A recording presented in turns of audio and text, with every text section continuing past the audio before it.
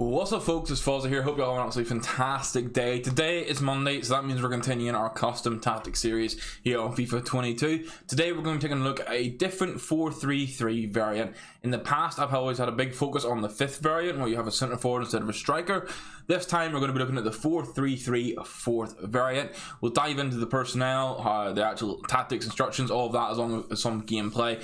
I'll timestamp them down below if you want to just skip through to whatever you prefer. But yeah, we're going to cover everything about the tactics today. Similar to the past couple of weeks, is a 4 at the back that's high pressing. Still good defensively, but if you're not great at defending, you will be caught out. But really good at pressing, really good at attacking, gives you lots of options. Overall, I really enjoyed playing with this formation over the weekend. Went 8-2 in the playoffs. And then I hit my 11 wins very quickly. I think it was like 11-3 in the finals, and then just gave away the rest of the wins. So it was really strong for me. I really enjoyed playing it. It was with this team as well. You'll see how they are lined up. If you do enjoy the video, please leave a thumbs up on it. It's greatly appreciated. It helps me know you're enjoying it. It helps the algorithm. It's a big win-win. If you're new around here, hit that subscribe button. We're making the push to try and get 1,000 subscribers, and we're getting ever so close day by day. So I appreciate all the support in that. If you want to hit the subscribe button and help me there, that would be great. And let's jump into the video. So as I said, this is the team we are using. Actually, really nice team, I'll be honest. I got 2 of the showdown cards in that unfortunately didn't get upgraded, but the Perisic card's been upgraded. Really nice in game now. Foden is upgraded, and he's got at least another +1 coming. Could very well get to 92. So if you can put it that SBC like me, absolute big dubs in the chat. But here you go, 4-3-3, 4-3-3-4. It's always a tongue twister when you've got like the different variants, but we're playing press after possession loss on 60 depth and 45 width. If you watched the past couple of videos, this is becoming very standard for the 4-back systems. Just how the meta is at the minute and how I feel it gets you the balance between being pressing and not like overly aggressive. Like if you played 80 depth on this, you'd get ruined. But having that 60 depth and the press, it just helps a little bit on the defensive side of things. So yeah, we're playing press after possession loss. If you can't deal with the press after possession loss and you find that it leaves you too vulnerable, switch it on to balanced. You'll get a similar sort of performance from the team, just not as heavy press, and then obviously you won't get as many attacking opportunities from that. But if you say you're new to the game and you're looking for tactics and you're not used to being able to play with the press, just play balanced, get used to it a little bit, and then eventually put on press after possession loss. On the offensive side of things, fast build up and direct passing, I believe it's the same as last week. Nice combo at the minute. All year I've been varying between fast build up and long ball, and then direct passing and forward runs. At the minute it's fast build up and direct passing that I use for this system. Very good. I couldn't really complain at all. With how it is, it just helps the team move forward. Obviously we're playing high press and we win the ball back. We're going to be really aggressive to try and get into attacking opportunities. The width is 55 width, and we've got a right wing and a left wing, so I want them to be a little bit further on the pitch to get options to get in behind. And then we went 4 players in the box, 1 corner and 3 kicks. We had been playing 5 and 2-2 recently, but I've tried it back to the 4 and 1-1. EA seemed to have fixed the thing where Tammy Abraham wasn't going in the box for me, and I was able to score headers with him again, which was nice. Personnel wise and how we line up, the back line is really kind of self-explanatory. You got your 2 fullbacks, you got your 2 centre backs, you got a goalkeeper. Nice and simple. This system obviously is a centre midfielder and 2 centre midfielders and a cam. There's no actual DM, but you still want to play with a defensive midfielder and a box-to-box in your system. Tonali in this case is my defensive midfielder. He's a medium attacking, high defensive work rate player, really good at it. McKennie is a high player. He's really well rounded stats. He's my box-to-box. Your cam, you want someone like Mkhitaryan. He's honestly perfect for it. He's 5-star. He can distribute, he can score, just absolutely fantastic. And then again, your winger situation is it's kind of self-explanatory. PSC wingers like your Quaresma, your Neymar flashbacks.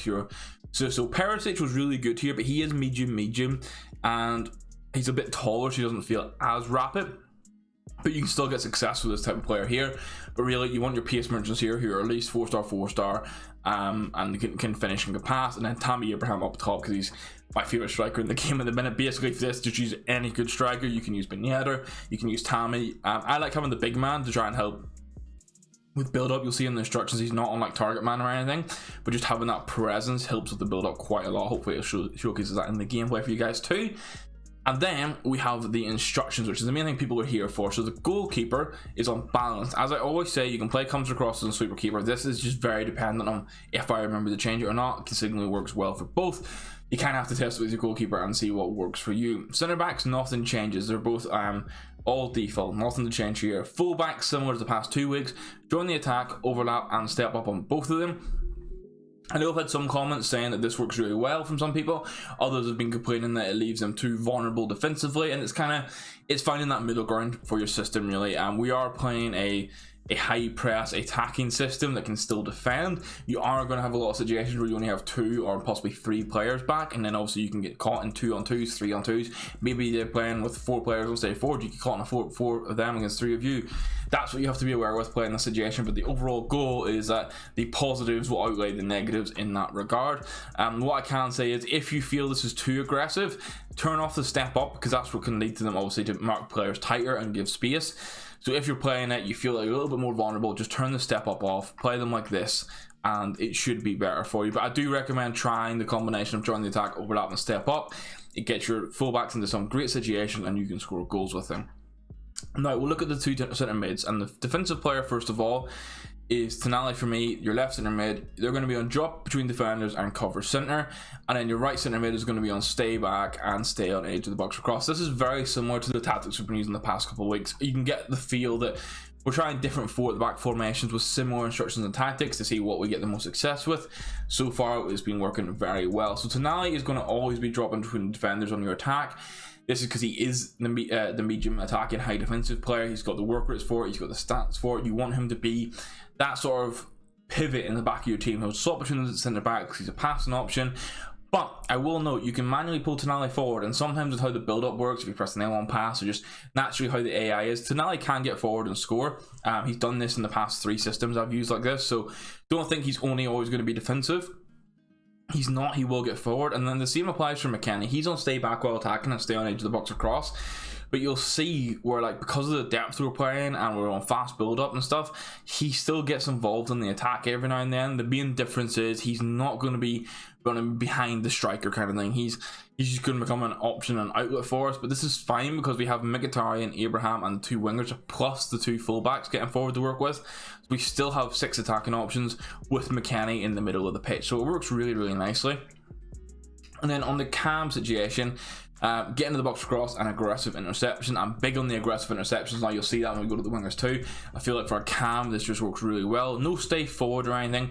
We do want that bit of defensive support, which is where I think Mkhitaryan is good, because he does have a little bit of defensive stats on him. So he can get back and help. The winger situation is cut inside, get in behind, get into the box across, and aggressive interceptions. This is the same for both the right mid and the left mid. Normally I do try to leave these different to have a bit of fluctuation in the gameplay, but I found that because we're playing a press after possession loss, we're playing fast build up, like the team moves such a fluid way and so quickly, you kind of just get away with these instructions being the same. So because you've got your fullbacks on this overlap and joining the attack, you want your wingers to actually cut inside and support your cam and your striker a bit more, because you're going to have Ansaldi and Cafu, your left back and your right back, making runs around them to create crossing opportunities to cut it back in and that kind of thing. I just found that worked really well. And then over in the striker side of things, Tammy on stay forward, stay central, and getting behind. Kind of self-explanatory in that. He's your main goal scorer. You want him in the box, you want to be scoring goals with him. But that's the system set up. This is it for regards to the instructions and the tactics and everything kind of thing now. I'm going to hit no, I don't want to save those. And I'll go on to gameplay now, but if all you wanted to see was the actual instructions and stuff, that's me done. That's all you need to see. The rest is going to be gameplay. Thank you for watching, but we'll hop over to gameplay now for you guys that do want to see it. Okay guys, so I've got like 5 clips here from games I've recorded. The first one I'm just going to let play out. It's like 30 seconds long. It's scoring a goal. I'm 2-1 up. It's 3-1. It kind of helps showcase how the team builds up. So you can see here, that's so we've got Mkhitaryan here, who was the cam in situation. I don't know if we can see here. Obviously the fullbacks have stepped up a bit, but you can see you've got Tonali and 2 centre backs. Oh, sorry, there's Tonali, McKennie there. So Ansaldi's still back. You've got 2 centre backs, and Cafu has pushed up. We lose the ball back. We are going to press. Obviously we've got press after possession loss, and he just gives the ball away on the press. And then we'll just see, this is where the goal comes from. So this is a bit of the build up. You can see here Ansaldi's ready to make the run. Perisic is a little bit on the inside, and we get the ball across to Mkhitaryan, and we play the ball in through, and then that's Perisic. But you can see Ansaldi's here at the edge of the box, and Cafu was at the other side. So it just sort of shows where, as I said, you want these left wings and stuff to be, you have to right wing to be cutting inside, and having Ansaldi come on the overlap is what allows Perisic to get into this creative opportunity for us. If you watch it again here, you'll see Ansaldi's here on the top left of the screen. Perisic is obviously a little bit more narrow, and then Ansaldi creates space out wide, and then allows Perisic to actually make the run down the inside. You can sort of overload the sides a little bit. So this clip shows a little bit of the Tonali dropping between defenders. You can see him here in the middle of the pitch right now, but he does eventually drop back a little bit forward. So here he's very happy to make the run, because my stay back Weston McKennie is still there, still defending. got Insaldi, a centre back down here in the bottom right, another centre back, Cafu and McKennie. We've got 5 players to work with here. But you can see Tonali just makes that little shift as I'm coming forward. It goes right, okay, we're now on the attacks. I need to drop back a little bit, and that's where him and McKennie sort of swap. McKennie's still on stay back, but will more naturally get involved. Tonali's now going to hold the space in the middle. You can see McKennie there, although because he's on stay back, he's not making that run. If you didn't have him on stay back, he would have been making a run behind the striker there, or at least getting involved. In this case, we're holding our shape. You can still see 1, 2, 3, 4, 5 players involved here. Suso, as again, he's cut inside, so this is actually a great example for this cut inside situation. So you can kind of see, I'm not sure, I think I changed it. Di Natale rather than Abraham playing here. So you've got your striker, your cam, this was Tonali, so this is Perisic here left wing, and this is Suso here at right wing. So as Cafu starts to make this overlap, Suso also starts to cut inside, and it gives you both options. I can pass that wide, I can pass it into the middle. Again, it gives me a central option, and Suso scores. So that's probably the best clip I have to show how the cut inside and the overlap combo works. This is from the very start of the game, really just shows you the counter attacking. Really dumb pass from me, I lose the ball, but okay, we're on the press already, let's go get the ball back kind of situation. My team is still transitioning from the 4-5-1 to the 4-3-3 at this point, which is worth keeping in mind, but the team will be pressing. We get the ball back here with Ibanez. You can see Di Natale's still there. Ibanez, people say this man can't pass the ball. He gets the through ball across into Di Natale, and then it's just a nice little finish from him. You know, this is his normal hero card. He now has the captain card, which looks absolutely nuts. Okay, and here again, another sort of idea of the counter attack. Obviously, we've lost the ball, we're still pressing. Tonali's down the middle. I give it away stupidly, but win it back again. Distribute out to McKennie. Tonali is getting forward because I did an L1 pass. McKennie sort of holding his position for me and gives a little bit of space for Mkhitaryan to get through, and then just a rather lucky finish for Lafont made the save and goes in, and then we had a rage quit following that. Right, this one is absolutely brilliant, showing you how you can counter attack. As it stands right now, we only have Mkhitaryan here and Di Natale, who's further up the pitch on the centre circle with 2 players.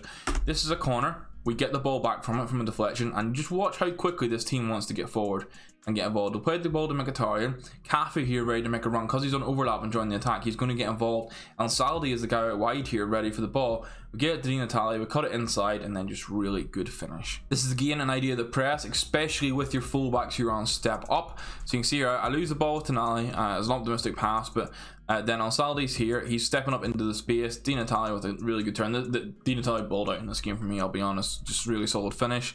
And I think we actually go and score a 4th in here, so I'm just going to let it play out. We win the ball back from Tonali. I don't know if press out position that counts for kickoff, but obviously you can force a bit of a press. I got a bit lucky here, keeping the ball with Mkhitaryan. And did I finesse this for the shot? I'm not too sure. I think I just cut inside. Got a little bit lucky, bounces to Tonali. That's what I'm saying, where Tonali does get into the box in some cases. Obviously I've been doing L1 passes for him. He's gone forward, but because he's gone forward, McKennie's still staying back. We still have a 2-on-2 with the centre backs, you can see down on the bottom there. And the final clip here has 4 goals for me, but also some of the defensive roles that I want to highlight in the formation. So I'll find the clips I need and we'll sort of run through them. So the first goal came from a counter attack. You know, I won this game 4-3. It was very back and forth. This is a really tight game. I think it was like 9 shots for me, 8 shots for him in the end of the game. Just a bit of counter attack. You can see here you got your 3 constantly up here. Mkhitaryan as the cam works really well. Saying 5-star players there are great. Nice little finish from Di Natale. But here's where I had some defensive roles, man. His Dino absolutely burnt me here. I'm one that concedes a lot from kickoff. You can see the team I've obviously dragged Tonali here trying to get this challenge. Cafu I make a big mistake with. I drag out I think De Free there, and then boom, he's through and scores a goal. You know, it was just really poor defending on my part, not so much the formation, but it's still good to show these things. This game was 1-1 at half time, and this is his second goal. I'd say this is where we won 4-3, but I think the pros do outweigh the cons, and this highlights it. We still won the game. That was a really nice finish. Obviously, that's the free I'm defending with, and Saldi's cut inside. He just turns me inside out with that fatty card. It's kind of with the first goal. He just turns me inside out with a forward in and scores the goal from it. Again, we've got a bit of a counter attack opportunity here. 60th minute, Perisic straight away wanting to get inside, and Saldi has the quality to make the pass. You can see the team eager to get forward here. We've got a front 3 are calm, midfielders falling in behind, and then lucky little double tap pass. It did get through though, and a goal's a goal. Actually, we discussed in the first goal. I'm watching this back, man. This game should have been much more than 4-3. It was a tight game, but I really goofed for the 3 goals this guy scores. Again, that was a poor pass.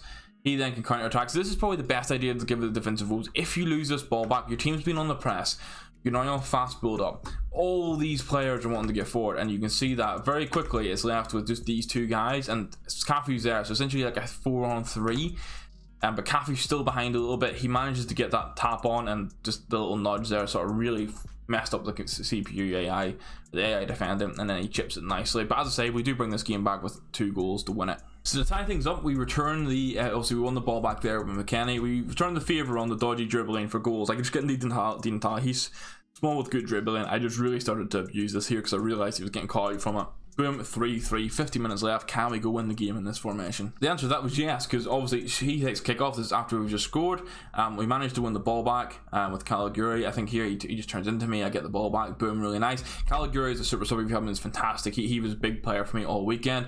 Through ball into Di Natale. Obviously, Caliguri was our stay back player here, where McKennie was, because we pressed L1, he got forward and he scored. So gives a bit of an idea. Although that stay back centre mid isn't always going to get forward, he will get involved. So that's the video for today, guys. Hopefully the gameplay was enough. The game this weekend was really sweaty for Neymar. Although I got easier wins, not all of them had great bits of gameplay, so I tried to get as much as I could to showcase the key bits I've discussed tactics wise and instructions wise.